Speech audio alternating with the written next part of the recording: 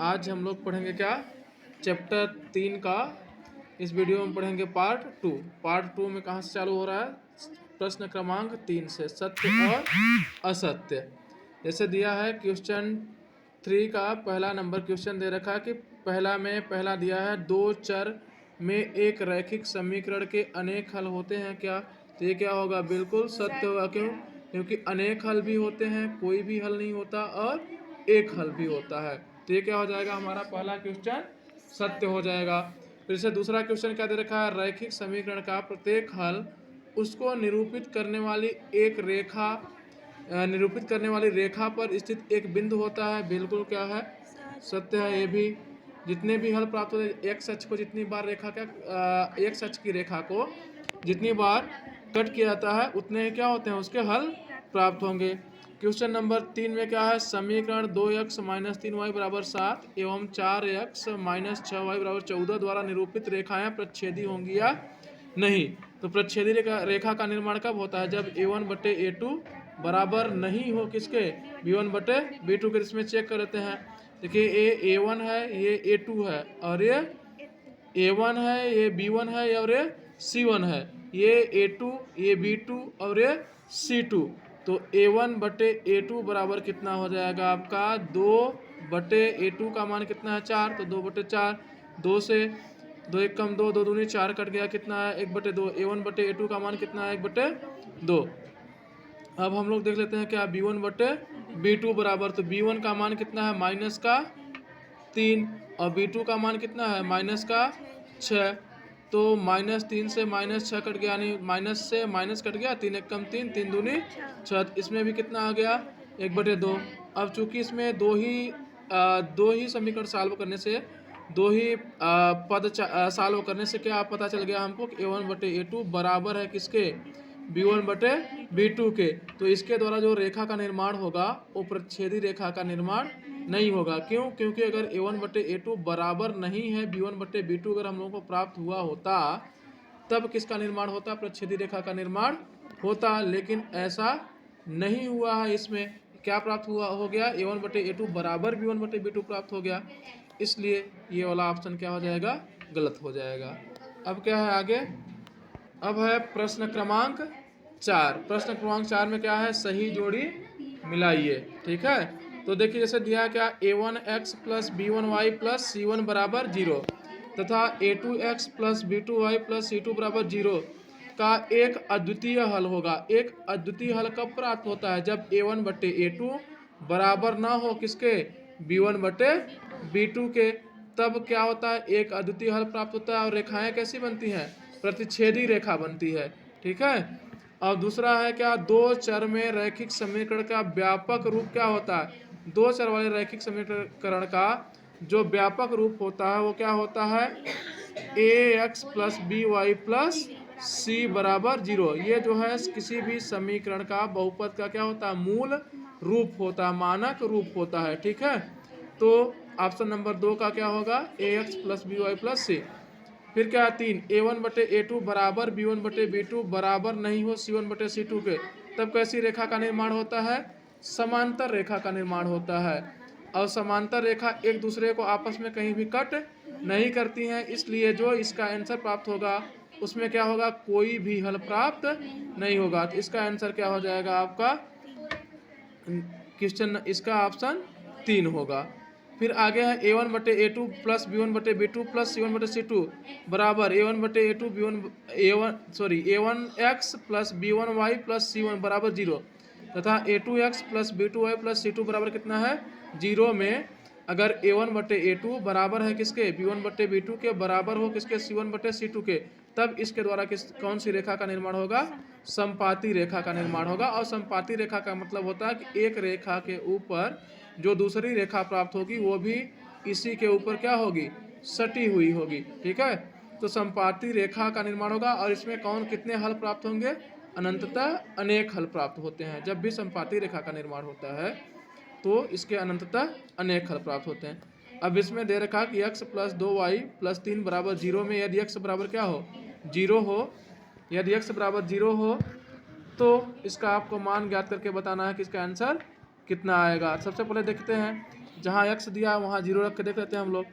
x का मान 0 रखना है इस समीकरण में, तो 0 प्लस 2y प्लस 3 हो जाएगा बराबर 0। ये 3 प्लस में है, बराबर को उधर जाके किस में हो जाएगा, माइनस में। तो 2y बराबर कितना हो जाएगा, माइनस का 3। तो y बराबर कितना हो जाएगा, -3/2। तो इसका आंसर कितना आएगा, y बराबर -3/2। ये हो गया क्या, खत्म हम लोगों का सही जोड़ी।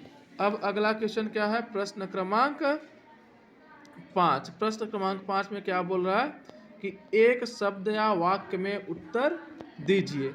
एक शब्द वाक्य में उत्तर देने के लिए सबसे पहला क्या पूछा, दो चरों में रैखिक समीकरण का मानक रूप लिखिए। तो दो चरों में रैखिक समीकरण का मानक रूप क्या होता है, ax plus by plus c बराबर 0। ये क्या होता है, दो चरों वाले रैखिक समीकरण का मानक रूप। अब क्या है क्वेश्चन नंबर 5 का क्वेश्चन नंबर 2। अब है क्वेश्चन नंबर 2। क्वेश्चन नंबर 2 में क्या पूछा जा रहा है हमसे, रैखिक समीकरण y बराबर mx प्लस 3 में यदि x का मान दे रखा कितना, -2 और y का मान कितना दिया है 5 हो तो m का क्या मान होगा। तो सबसे पहले आप समीकरण लिख लीजिए। समीकरण क्या दे रखा है, y बराबर mx प्लस 3, जिसमें क्या दिया है कि x बराबर -2 और y बराबर 5। तो x और y के मान को कहाँ रखेंगे, इस समीकरण में हम लोग रखेंगे। तो y के जगह पे कितना रखेंगे, y का मान क्या है 5, तो y के जगह 5 रखिए। तो 5 बराबर क्या हो जाएगा, m x का मान कितना है -2, तो m गुणे कितना हो जाएगा -2 प्लस 3। ये 3 जो है किस में है, प्लस में है, इधर आके किस में हो जाएगा, माइनस में। तो कितना हो जाएगा, 5 - 3 बराबर m माइनस का 2m। -2 का गुणा m से करेंगे तो कितना हो जाएगा, -2m। तो 5 में से 3 घटेगा, कितना बचेगा, 2 बचेगा। और इधर कितना है, -2m। तो m बराबर कितना हो जाएगा, -2m जो है इधर आके किस में हो जाएगा, भाग में। तो 2/-2, 2 से 2 कट गया, कितना है 1। तो m का मान कितना आएगा, -1। अतः m का आंसर जो होगा -1, यानी ये जो क्वेश्चन नंबर पहले का आंसर आएगा m का मान वो कितना आएगा, -1। अब है क्या क्वेश्चन नंबर 2। यदि दो संतरों और 5 सेबों का मूल्य कितना है, 70 रुपये है, तो इस स्थिति को रैखिक समीकरण के रूप में प्रदर्शित कीजिए। चलिए इसको देखते हैं हम लोग। इसको रैखिक समीकरण में प्रदर्शित करने की कोशिश किया जाता है, कोशिश करके देखते हैं प्रदर्शित हो जाता है कि नहीं। ठीक है, मान लेंगे कि 2 संतरे का मूल्य और 2 सेब का मूल्य कितना दे रखा है, 70 रुपये। तो माना, हम लोग मानेंगे कि माना एक संतरे का मूल्य कितना है, एक संतरे का मूल्य x रुपये तथा एक सेब का मूल्य कितना मान लेते हैं, एक सेब का मूल्य y रुपये है। तब प्रश्नानुसार क्या होगा, प्रश्न में क्या बोल रहा है कि यदि 2 संतरों का मूल्य और 5 सेब का मूल्य कितना है, 70 रुपये।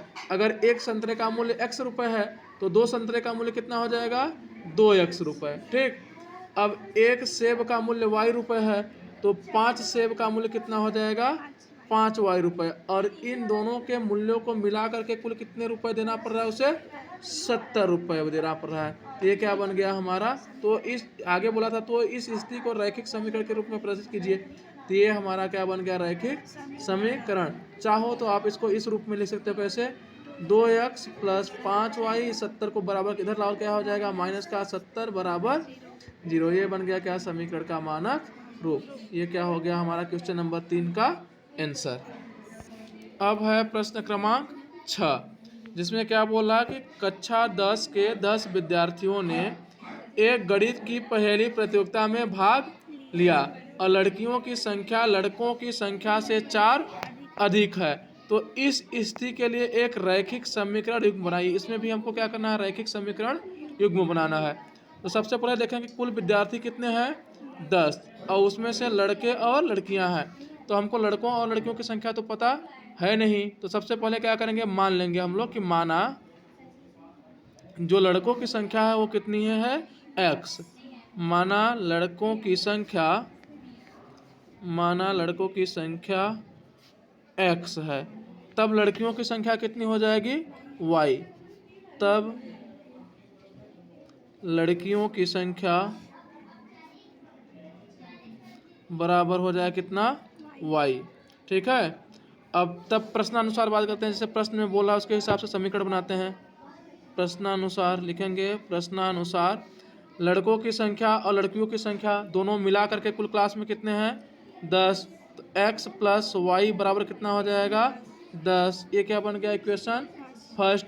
फिर आगे इसमें बोल रहा है कि लड़कियों की संख्या लड़कों की संख्या से 4 अधिक है। तो लड़कों की संख्या कितनी है? एक्स। और लड़कियों की संख्या कितनी है? वाई।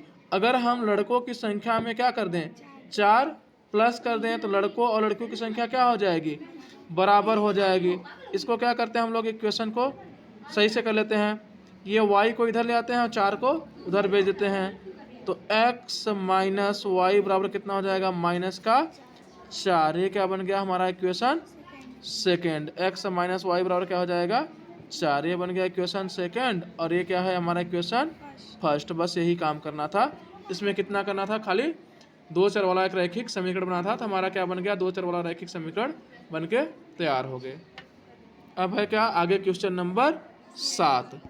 अब क्या है? प्रश्न क्रमांक 7। इसमें क्या बोला? एक आयताकार बाग है जिसकी लंबाई चौड़ाई से 4 मीटर अधिक, यानी जो लेंथ है उसकी वो ब्रेथ से कितनी अधिक है?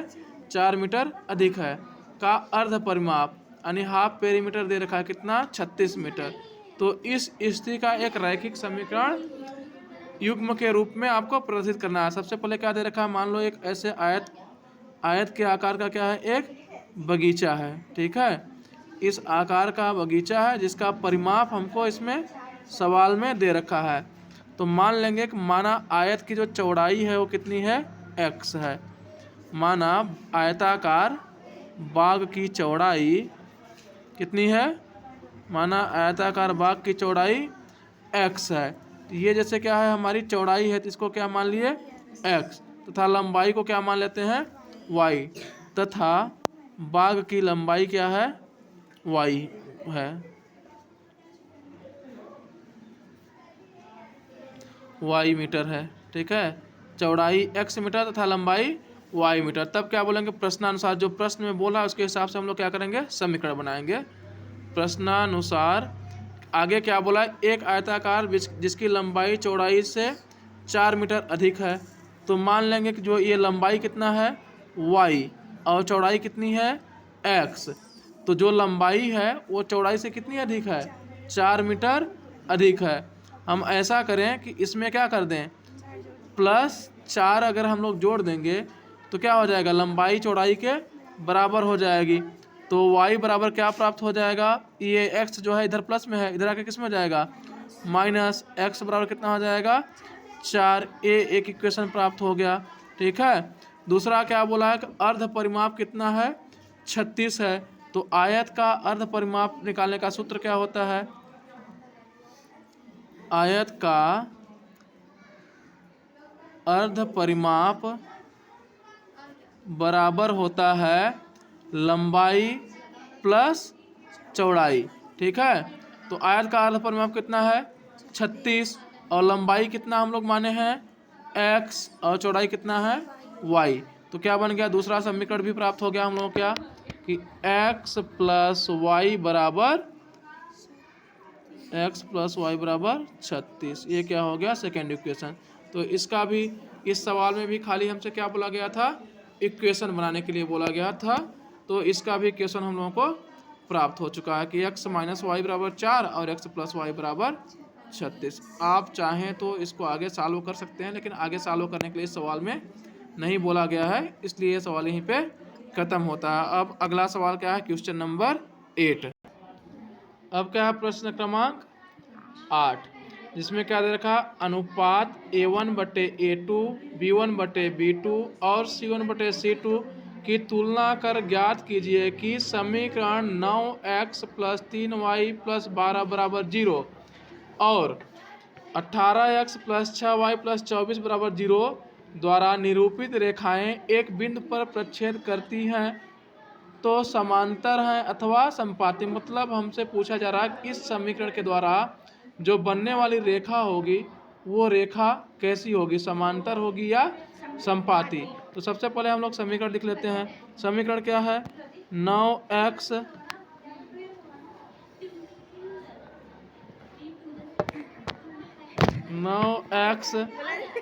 प्लस 3y प्लस 12 बराबर क्या है 0। दूसरा समीकरण क्या है, 18x प्लस 6y प्लस 24 बराबर 0। तो इसमें a1 का मान कितना है 9, यहाँ पे b1 का मान कितना है 3 और c1 का मान कितना है 12 और a2 का मान कितना है, दूसरे समीकरण से देखेंगे a2 का मान 18, b2 का मान कितना है दूसरे समीकरण में 6, c2 का मान कितना है दूसरे समीकरण में 24। अब हम लोग देखेंगे अनुपात निकालेंगे सभी का। जैसे a1 बटे a2 बराबर क्या हो जाएगा, a1 का मान कितना है 9, a2 का मान कितना है 18, तो 9 एक कम 9, 9 दूनी 18 कितना होगा 1/2, यानी a1 बटे a2 का मान कितना है 1/2। अब हम लोग देख लेते हैं क्या b1 बटे b2, b1 का मान कितना है 3 और b2 का मान कितना है 6, तो 3 एक कम 3, 3 दूनी 6, यानी ए भी कितना आ गया 1/2। अब क्या देख लेते हैं हम लोग c1 बटे c2, तो c1 का मान कितना है 12 और c2 का मान कितना है 24, तो 12 एक कम 12, 12 दूनी 24, इसका भी मान कितना आ गया 1/2। तो इसमें जो हम लोगों को प्राप्त हुआ है, क्या प्राप्त हुआ है a1 बटे a2 बराबर b1 बटे b2 बराबर क्या c1 बटे c2। जब तीनों अनुपात क्या होते हैं बराबर प्राप्त होते हैं तब कौन सी रेखा का निर्माण होता है, संपाती रेखा का निर्माण होता है। और इसका जो निकाय होता है वो कैसा होगा, संगत, और इसके जो हल प्राप्त होंगे वो कैसे हल प्राप्त होंगे, निकाय संगत होगा और हल क्या होंगे अनंततः अनेक, अनंततः अनेक हल। ठीक है, तो ये भी क्वेश्चन हमारा क्या हो गया खत्म। अब आगे क्या है क्वेश्चन नंबर 9 जो कि आपको मिलेगा कहाँ नेक्स्ट पार्ट में। तब तक के लिए धन्यवाद।